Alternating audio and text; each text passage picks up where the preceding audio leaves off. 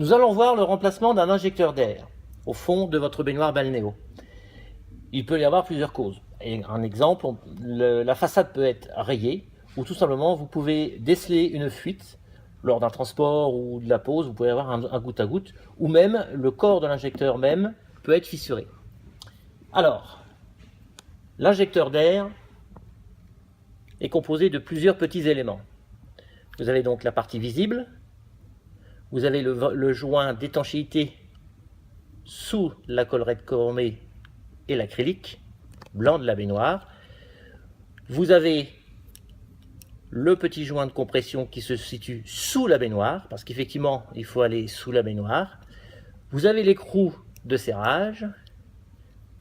Vous avez la clavette de verrouillage, qui ressemble à un petit fer à cheval en plastique.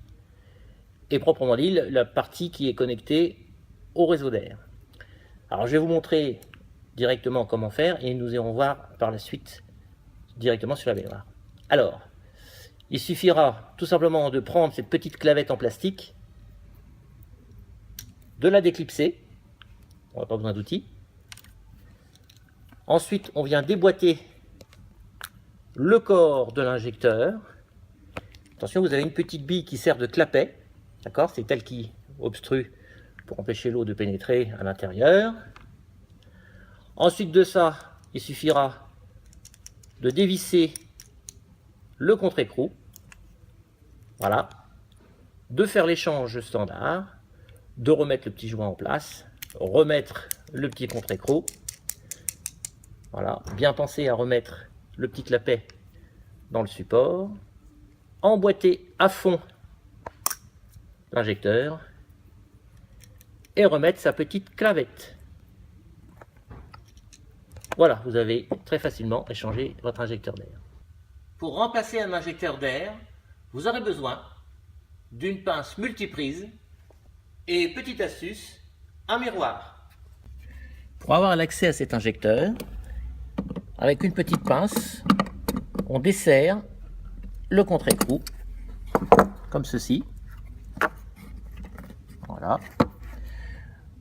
On retire la petite clavette en plastique.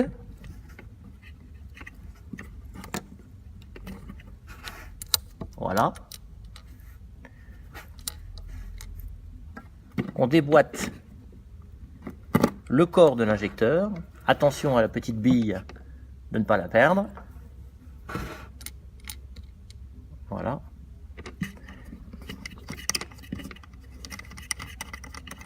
Nous défonçons l'injecteur. Vous avez donc l'écrou et son joint. Donc vous faites l'échange, vous remplacez, vous remettrez le joint compressif.